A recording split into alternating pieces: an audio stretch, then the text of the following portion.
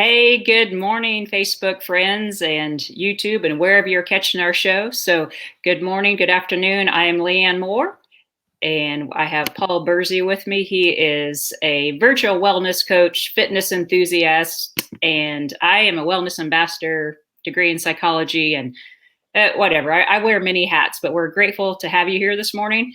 Paul, how are you today? Yeah, fantastic. Yeah, I've been out in the sun all day, most of the day, and got my vitamin D. Yeah, and Yeah. I've exercised, and yeah, I feel great. Awesome. Paul is in the UK, and so it's afternoon there. I am in the Midwestern part of the world, so it's cloudy today. We're going to get rain. And anyways, today we're going to talk about how to manage your stress eating. So, would anybody raise their hand and say, yeah, I need to figure that out, especially with our unique circumstances that are going on in the world today? Every day I hear people like, oh my God, I'm eating everything in my cabinets. I can't seem to stop. I'm just, this is killing me. I've got to get back to my routine and structure. So I don't know, Paul, in your world, if you're around as many people, if you've heard a lot of that same stuff, or if it's, I think I'm naturally around more folks than you, and I will hear that more. But it's coming from all walks of people, even people that normally have pretty good, what we would call self-control. So I think it's a hot topic. Would you agree, Paul? Well, I think I've done some research on it, and I think it is very prevalent. Yeah. Yeah, I think that I mean, I think there's only been one time that I've actually, well, I call it stress eating. Mine was more binge eating, because we spoke about it Right. before, and Yeah. it was at Christmas, and I saw these chocolate peanuts, and there were hundreds of them, and I went, Oh, I'm just going to destroy them, and I yeah. did. Yeah. Yeah. That's I eat well, so Very I good. don't have too many problems. But Yeah, awesome.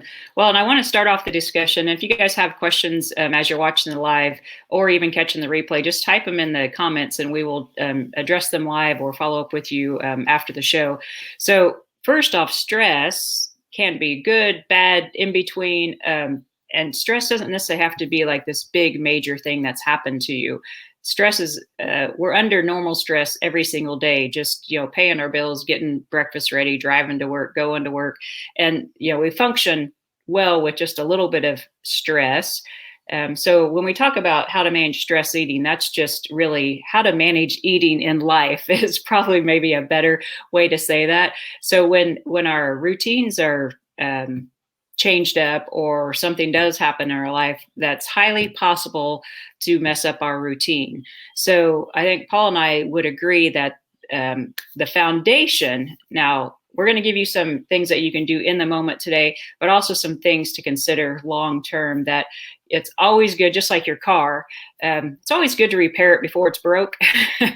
Usually if you're doing that preventative maintenance, then your car lasts a little bit longer. Same thing with your house, your relationships. If you're doing those things before things get out of control, it's much easier to manage. So the same thing goes with eating and stress eating, that if you have a good foundation, that if you manage your stress well, then you're going to do much better in this. Because if you get to that point where you're a boiling pot of water, then your decision making at that point becomes fairly poor, and that will impact your relationship, that will impact your decisions around food. So I know for myself and for Paul, the two things that are really key for us, and you'll have to do some, deep personal dive to figure out, the things that work really well for you. But for me, absolutely, daily meditation and daily exercise or movement. It doesn't have to be a full blown train for a marathon. It can be walking around your block, but some kind of movement.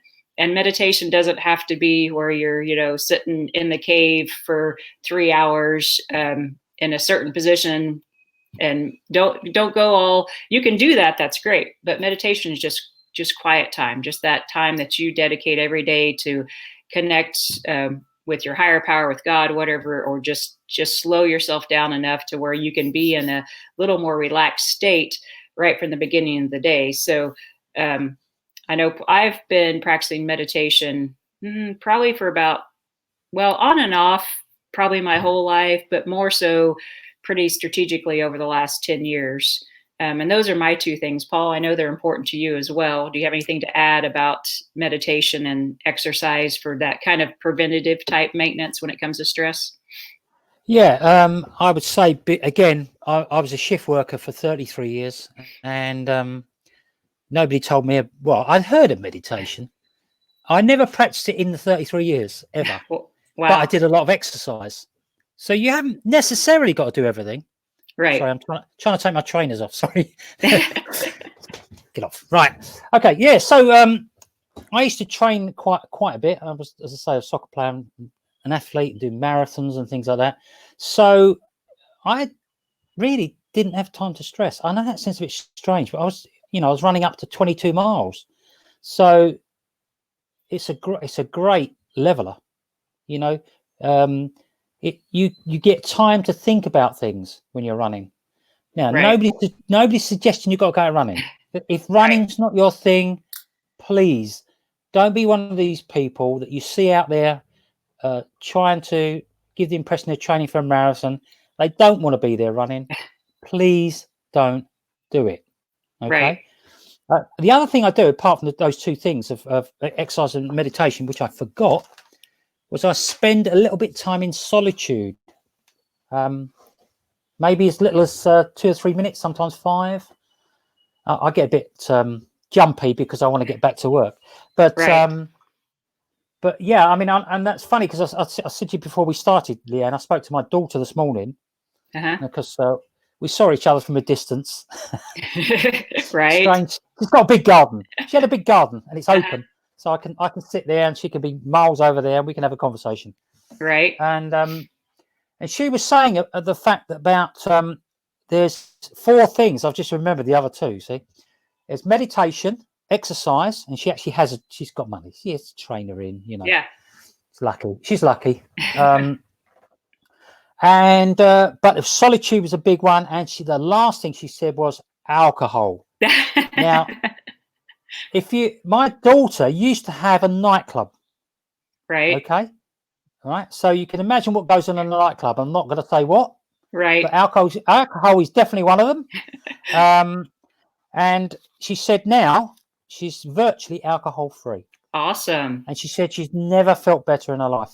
Yeah, that's a great So story. So, because I know a lot of yeah, people do use alcohol for stress relief to unwind, and a little bit's fine, but it's you got to kind of find that balance, and it's best to be more kind of natural about reducing the stress. And proper nutrition is the other thing that, but that's a full blown topic for another day. But that can also help in the reduction of stress, and definitely watch your caffeine intake, because if you take in too much caffeine, you're going to feel anxious, and then that anxiety, that anxious feeling, will elevate to stress, unhealthy stress, more quickly than if you're not so caffeinated, if that makes sense, and or energy drinks or those type of things that have the tendency to kind of maybe put you a little bit on edge. So those are things that you want to think about and see if you can put into practice. And again, exercise can just be moving your arms, movement, dancing in place. If you have injuries, you're going to have to be really creative how to do that, but it's extremely helpful. Go sit outside when the sun's out and do those exercises outside. But one of the things that in the moment you can do, if you've allowed yourself to, so we're going to transition into, okay, but Leanne and Paul, I am not doing those. I'm not exercising. I'm not meditating. And I am like the pot of water that is boiling. And I feel like I'm boiling 24/7 because life has gotten crazy with whatever's going on right now. So if you feel like you're at that boiling point, then we got to figure out how to just, in that moment, what can you do to calm yourself down so you don't, because food is very comforting to a lot of people, and food has been used for show of love, to celebrate, to mourn. Food has so many strings attached to it that it's legal, it's inexpensive, and especially in the United States, it's culturally accepted to eat whenever you want to.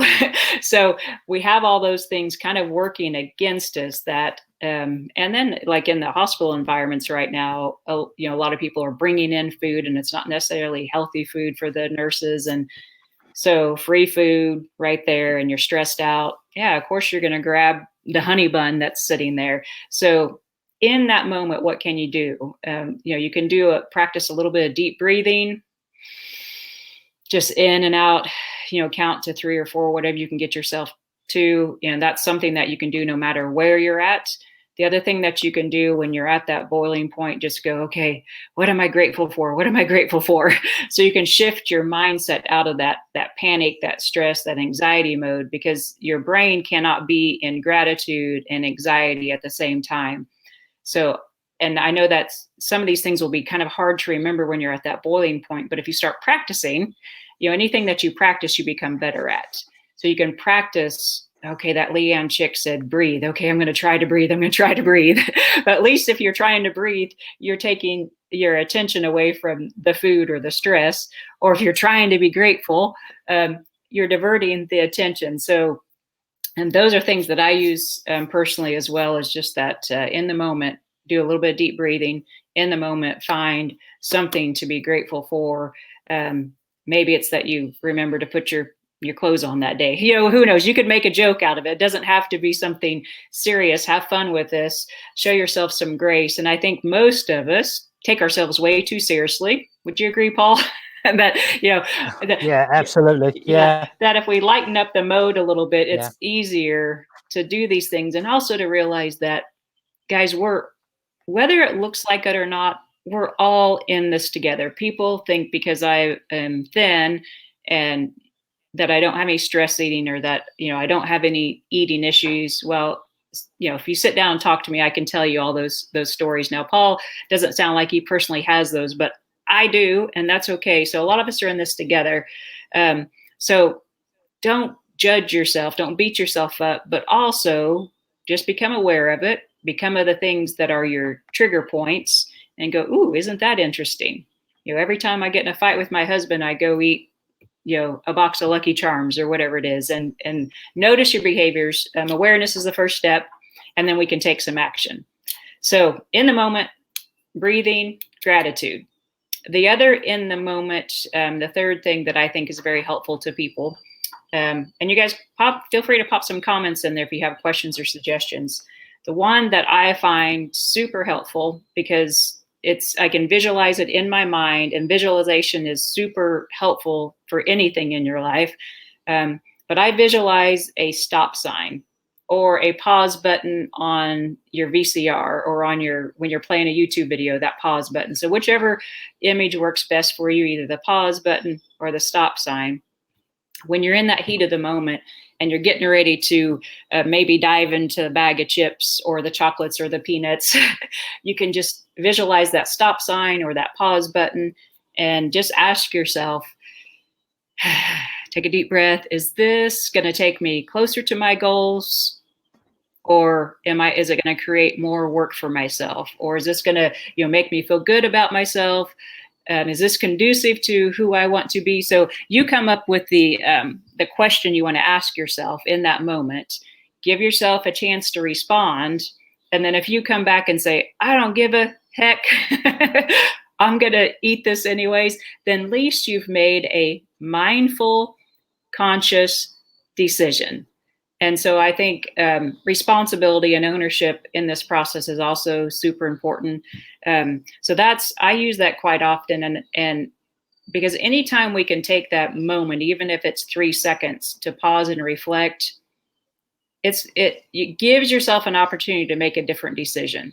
It gives yourself an opportunity not to just totally go out of habit, and maybe create a new pathway for yourself. So, Paul, do you have any thoughts about that one? Do you use something similar to that? It may not be around food, but it could be around, I have a mouth that likes to go off at times. So I use that pause moment for that same thing as well, that like, ooh, is whatever about ready going to come out of your mouth, Leanne, going to be helpful in your life or harmful in your life? So any thoughts about using the pause or the stop sign as visualization to help? Going back to what you just said there about speaking, we had in the police in London, I don't know if this I just heard it there. It's we let people hung by the tongue. Right. Okay. In other words, if you say too much, you tend to go wrong somehow. you know. Right. So always listen more than you talk. Yeah. As far as what people do though is most people know what's wrong, or the things that they're not happy with, and what happens is some people take action and some people do nothing and hope it's going to change, and Right. that isn't going to happen. All right, so Right. you're going to have to take action. You've got to find what works for you as well. You'll Right. probably hear me say this every week because we're all different. It could be that you need to be on your own.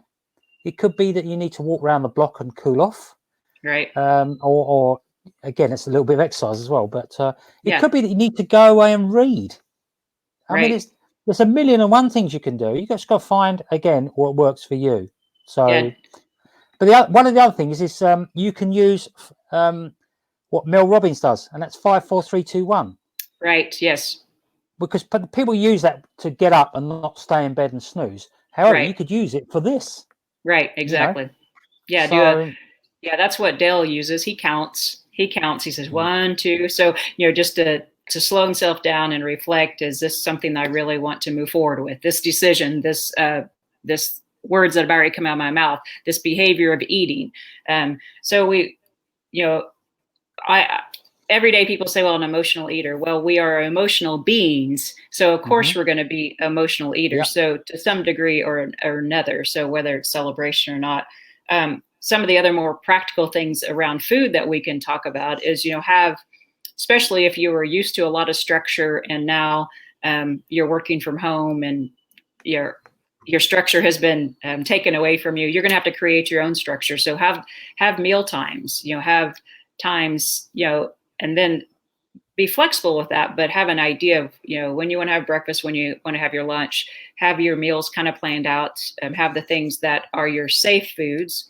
Like on my kitchen table behind my computer is a basket of oranges. So I can see the oranges. So if I do get to that boiling point and I want to grab something, you're going to grab what's visible to you. So make, healthy foods more visible to you, and if you have junk food in your house, have it tucked away in your cabinet, not sitting out in sight, because that old saying, out of mind, out of sight, out of mind is true. I mean, you have to dig a little bit harder. So when the healthy choices are closer to you, you're going to be more likely to use them. So I always tell people, if you have to take the more steps you have to take to get to something, the less likely you are to do it. So if your oranges are tucked away in your refrigerator in the bottom drawer and your bag of chips is on your kitchen table, which one's easier to get to? I mean, you guys, this is not rocket science. I like to keep things very, very, very simple and very practical. So have the oranges on your table and not the chips. Don't have candy jars on your desk at work. Ask your coworkers if they'll put them in their drawer instead if they feel like they have to have them. Some of these things are going to involve maybe some tough conversations that you're going to have with other people that live with you or your coworkers. But I can guarantee you they have some sort of the same kind of struggle. And so if you approach the conversation in a way that you want to work together on a solution that is beneficial to all, then it goes much better than if you're just trying to say, you need to do this because I can't handle that sitting there. Don't approach it that way, but engage with your family and your coworkers in a way that is respectful of where you're at and where they may be at. So what else do I have here? Oh, and the other thing that I think is really important to realize that cravings almost always come from our emotions. Our emotions come from our thoughts, and we can change our thoughts. So if you're feeling really emotional, kind of go back to your thoughts that you're having and examine those thoughts, become aware of them, and could you choose different thoughts? Could you choose to think about the situation from a different perspective? So our thoughts create our reality. So if your reality is not what you want it to be, you got to go all the way back to your thoughts that are in there that you can make some changes. And then maybe involve a accountability buddy. Get someone else involved in your journey. And if you feel like you're your stress is way out of control, then of course you may need to get, a little bit of professional help. If you've tried all the things that we've talked about today and you really feel like, yeah, that's not working, I've got to get, I got to dig deeper. So of course, reach out to, a good mental health profession, good therapists, even maybe one of your friends can help you dig a little bit deeper. But there's always, you have to take that next step of what works for you. So stress eating is normal for 98% of the world, again, because stress doesn't have to be good or bad. It just is. Stress is part of our life. That's how we function. That's kind of what keeps us in movement. But stress definitely has gotten most people think of stress as a negative. So it can be. But again, it's just about you making decisions of who you want to be on a daily basis and how you want to respond to the world, how you want to feel. Because I know, I'm sure, same way with you, Paul, when I let things get to me and I get to that boiling point, I don't like the way I feel. And then I don't like how I behave when I'm in that point. So to me, that's enough motivation to go, okay, what can I do different next time? What can I tweak? And we're definitely not looking for perfection, because there's no such thing as perfection. So just that gradual progress and creating that structure, give yourself that grace that you would give others, but also give yourself that opportunity to create that life that you truly deserve and that you truly want. So that's kind of my tips on how to manage eating or stress eating. Always have lots of healthy choices around the house. Keep it simple. Learn to know thyself, and just incorporate some of these things that you find helpful. And a lot of these, we're planning on. Paul's going to have a few episodes that he does on his own, and so am I. I'm kind of launching my own personal gig. So we're going to have some experts for you. So the things that that we're not the expert on, we're going to bring in. So be watching for, more deep dives on a lot of these topics that we're talking about, because we're kind of covering the broad surface of things, but sometimes you do have to dig a little bit deeper to get to your answer. So Paul, any parting thoughts for today? Yeah, I've got 2 or 3. Food diary. Yeah. We spoke about a sleep diary last week. Right. It could be the same journal, I don't know, but a food diary, just what you eat, when you eat, who were you around when you were eating, Right. what were you watching, what was the environment, so things like that, and the quantities and things. You can keep it for a week, 2 weeks, just to see what you're doing. Okay. Yeah. The other thing was, and I wrote it down. Oh yes, your daily method of operation, or your whatever you want to call it, your day, the things that you do first thing in the morning. Right. Tremendously important. Find what works for you. Right. It could be that you are not very good in the morning. I mean, some people start, and I'm not knocking it. I'm just, right. It's very difficult. We're not here to criticize people, but some people start their day with a cup of coffee and a cigarette. Right. Okay. If that's what you want to do, then that's great. Yeah. But, think about it. I've always got that full up. Right. Yeah. I've been drinking all day, but, and don't be afraid to talk to anyone. You may not have to be a professional. Professionals obviously there if you Right. need it, if you feel you need it. But talk to a friend. And if lunchtime at work or you're stressful at work, go and walk out with someone for 45 minutes. Go and you're not on your own. Sometimes we think we are. Right. Seek the right people for your whatever challenge you got. Exactly, because Paul's here for anybody that has a relationship with Paul, or if you're new to either one of us, we're both here. You can message us, and I know we both also, there's supplementation may also help with cravings and proper nutrition. So both of us have things that we can help you with on that end as well. So feel free to reach out anytime. We're here for you guys. We want to help. Just provide some knowledge that will help you have a more fulfilling, healthier, or or even just get your put the toe in the water, starting to create a little more health for yourself. So all kinds of possibilities, all kinds of opportunities for yourself. And we're just grateful that you tuned in today, whether you're listening to the podcast, the Facebook Live, the replay, wherever you're finding us. We're grateful, and we'll be back here next Friday. We're not sure of the topic yet. I did have one other thing I wanted to, before I close out, because I always think of one other thing. If you're waiting till you're alone to eat, I've heard a lot of people say, well, as soon as the husband leaves, I get out the cookies and eat while he's not there, because then it doesn't count.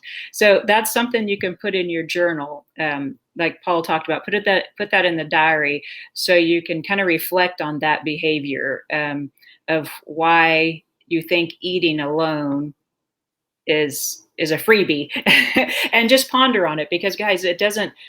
It's not going to take years of therapy necessarily to uncover some of that stuff, but just own it, be aware of it. Like, yep, that's my mode. That's my daily, that's my operation. And then once you recognize, you can do something about it. So anyways, Parashon, thank you for being here. And I agree, this is a topic that, we could probably talk about for 4 weeks in a row and never get to the bottom of it.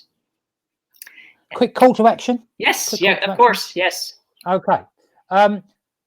We obviously thrive. We enjoy doing this. Okay, so we're prepared to talk to anybody, do a one-to-one. But at the moment, what we'd like you to do, if you found it useful, is to share this with someone else, to like the page and maybe comment as well. So it helps us grow, and we'd be quite openly honest about that. And yep. That's it. Very fantastic. Good. Well, everyone have a fantastic weekend, and just be watching for more topics that we'll be discussing. If you have any ideas for this, put them in the comments, and we will make sure we get those covered. And everybody have a safe, fun, and a happy and healthy weekend. And we'll be back. Take care.